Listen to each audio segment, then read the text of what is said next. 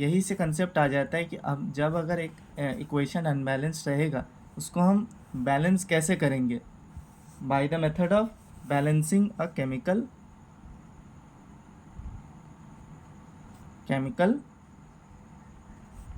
Equation. Okay, for example अगर हमने पिछला एग्जांपल ही लिया हो अनबैलेंस्ड का, iron plus water Fe3O4 plus H2, इसमें क्या हो रहा है कि हमको सिंपल कैसे बैलेंस करेंगे, सिंपल इसके बीच में एक लाइन खींच देंगे, फिर एटम का साइड में नंबर लिख देंगे, हाइड्रोजन का 2, ऑक्सीजन का 1, आयरन का 3, हाइड्रोजन का 2 और ऑक्सीजन के लिए 4। ठीक है, अब इसको कैसे बैलेंस करेंगे हम, तो दो तरफ देखेंगे किसका किसका अनबैलेंस्ड है। पहले हम देख सकते हैं कि आयरन का इधर 3 है, हम इधर 3 मल्टीप्लाई करेंगे तो इसमें कोई इफेक्ट नहीं पड़ेगा इक्वेशन में, हम इधर 3 दे देंगे, इसलिए ये 3 बैलेंस हो गया आयरन का। इधर हाइड्रोजन 2 है बट ऑक्सीजन इधर प्रॉब्लम है क्योंकि इधर 4 है इधर 1 है, तो इधर हम लोग क्या करेंगे, ऑक्सीजन को इंटू 4 करेंगे, उससे क्या होगा हाइड्रोजन में भी इंटू 4 करना पड़ेगा, तो 8 हो गया। ठीक है, अब इसके लिए 4 हो गया, ऑक्सीजन तो बैलेंस हो गया बट हाइड्रोजन का ये हो गया, तो हाइड्रोजन को हम फिर इंटू 4 मतलब हाइड्रोजन को 4 ये करेंगे, इससे 8, ये पूरा बैलेंस हो चुका है। ओके, अब मैं कुछ और भी केसेस दिखाऊंगा जिससे आप लोगों को इक्वेशन बैलेंस करने में ईजी होगा। सपोज एक और एग्जांपल ले लेते हैं, मान लीजिए CH4 plus O2 CO2 plus water. ठीक है, इसको बेसिकली कंबशन बोलते हैं, कंबशन मतलब हीटिंग करना। ठीक है, इन प्रेजेंट ये मीथेन है, आप लोगों को पता है नेचुरल गैस, मीथेन को in presence of oxygen heat करना, उससे कार्बन डाइऑक्साइड और वाटर का रिलीज होता है। इसमें हम लोग देख रहे हैं कार्बन के लिए 1 होता है, सिंपल स्टेप फॉलो करना है, हाइड्रोजन के लिए 4, ऑक्सीजन के लिए 2, कार्बन के लिए 1, हाइड्रोजन के लिए 2, ऑक्सीजन के लिए 3। अब आप लोग देख रहे होंगे इधर मल्टीप्लाई कर, क्योंकि मैंने 3 क्यों लिखा, क्योंकि इधर का एक ऑक्सीजन है, इधर का एक ऑक्सीजन है, 2 + 1। ठीक है, ऐसे करके करना है। ओके, तो इसको कैसे बैलेंस करेंगे, इसके लिए हम देखेंगे दो साइड का कैसे बैलेंस किया जा सकता है। कार्बन जैसे, कार्बन का नंबर जैसे ये है, ठीक है, कार्बन का नंबर सेम है। अब हाइड्रोजन का कितना है, इधर 4 है इधर 2 है, तो अगर हम लोग 2 से मल्टीप्लाई करेंगे दो फैक्टर को, तो ये इजीली ये हो मतलब मल्टीप्लाई हो जाएगा, लेकिन हम लोग को इधर ऐसे बैलेंस करना होगा जिससे ऑक्सीजन के ऊपर ज़्यादा इफेक्ट ना पड़े। ठीक है, तो अगर हम हाइड्रोजन को 2 से मल्टीप्लाई करेंगे तो ये कितना आएगा, 4। ठीक है, हाइड्रोजन के अगर इधर 2 से मल्टीप्लाई करेंगे तो 4 आएगा, तो इधर कितना हो गया, अगर एक और ऑक्सीजन बढ़ा दिया जाए तो ऑक्सीजन 4 हो गया। ठीक है, तो ऑक्सीजन 4 हो गया, और अब इधर क्या करेंगे हम लोग, इधर ऑक्सीजन तो 2 है तो इधर इंटू 2 करेंगे 4, तो ये इक्वेशन बैलेंस हो गई। ठीक है, हमको ये ट्रिक है कि हमको पहले वो चीज़ देखनी पड़ेगी जिससे पहले बैलेंस करें और लास्ट में। बेसिकली यहाँ पे हम कर सकते हैं, एक ट्रिक फॉलो कर सकते हैं कि पहले कार्बन को बैलेंस किया जाए, 10 हाइड्रोजन को, 10 ऑक्सीजन को। ठीक है, ओके, अब नेक्स्ट एक एग्जांपल लेके देखते हैं,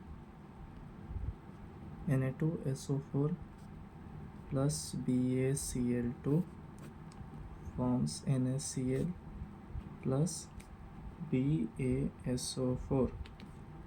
ठीक है, इसमें क्या करेंगे, इसमें देखेंगे दो साइड का एटम फिर से देखेंगे, और एक और काम कर सकते हैं, एक और रूल है कि देखो आप लोग इधर जैसे ये एक एनायनिक पोर्शन है, ये एक एनायनिक पोर्शन है, क्योंकि ये दोनों बैलेंस्ड है तो हम ये दोनों क्या कर सकते हैं, इन दोनों को एज ए सिंगल यूनिट ले सकते हैं, मतलब हम सल्फर को as a single monomeric unit लेके भी काम कर सकते हैं, उसमें कोई प्रॉब्लम नहीं है।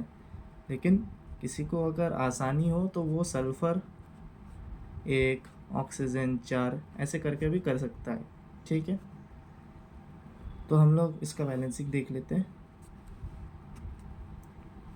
सोडियम के पास 2 है, SO4 1, barium 1, chlorine 2, sodium 1, SO4 1, barium 1, chlorine 1, ठीक है। तो यहाँ बैलेंस अनबैलेंस के क्या केस है कि यहाँ पे हम लोग को बस इधर 2 बैठा देना है, उससे क्या हो जाएगा, पूरा इक्वेशन बैलेंस हो जाएगा। ये दोनों के लिए बस यहाँ पे 2 बैठा देंगे तो ये इक्वेशन बैलेंस हो जाएगा। ओके, ये इजीली हो गया। सपोज करो ये कंपाउंड है C2H6 प्लस O2, इसको हम हीट करेंगे, ठीक है। उससे क्या होगा, CO2 प्लस H2O। यहाँ पे देखो, हाँ, इधर एक रिएक्शन ले लेते हैं हम लोग, C2H6 प्लस O2, इसको हम हीट करेंगे तो क्या रिलीज होगा, CO2 प्लस H2O। इसको हम कैसे बैलेंस करेंगे, ये carbon 2, hydrogen 6, oxygen 2, carbon 1, hydrogen 2 और ऑक्सीजन 3। तो सिंपल बैलेंसिंग। हम एक और रूल अप्लाई कर सकते हैं कि इसमें हम फ्रैक्शन का केस भी ले सकते हैं, ठीक है। फ्रैक्शन इफ़ रिक्वायर्ड, तो हम फ्रैक्शन भी ले सकते हैं फॉर एनी इमरजेंसी केसेस। तो हमने पहले रूल्स क्या सीखे थे कि सपोज फॉर एन एग्जांपल, पहले हम कार्बन के बैलेंस करेंगे, फिर हाइड्रोजन को, फिर ऑक्सीजन, इनको बैलेंस करेंगे, ठीक है। तो कैसे, फर्स्ट अगर कार्बन का बैलेंस कर लेंगे तो क्या होगा, C2H6 plus O2 CO2 plus H2O, ठीक है। पहले कार्बन को बैलेंस करेंगे हम लोग,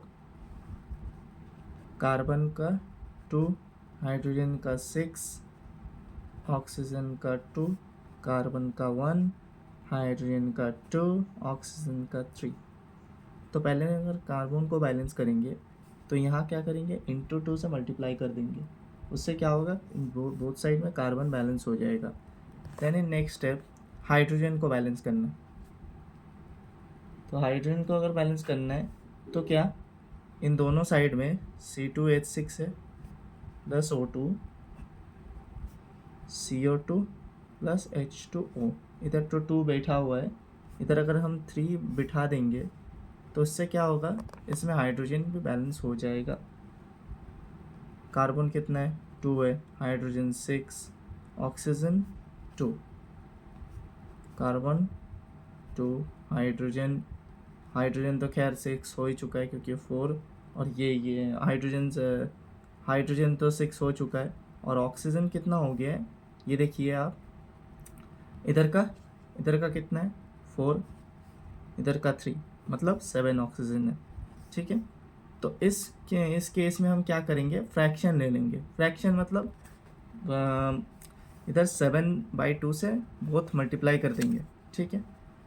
ऑक्सीजन को 7/2 से मल्टीप्लाई कर देंगे in the fraction of atom, ठीक है। उसके बाद क्या करेंगे, तो ये इक्वेशन कैसा बनेगा, C2H6 plus 7/2 O2 2CO2 plus 3H2O। ये क्योंकि फ्रैक्शन के फॉर्म में है, अगर हम बोथ साइड में मल्टीप्लाई बाई 2 करेंगे तो इससे इक्वेशन में क्या होगा, 2C2H6 plus 7O2 4CO2 plus 6H2O। तो एक बार इक्वेशन वेरीफाई कर लेते हैं।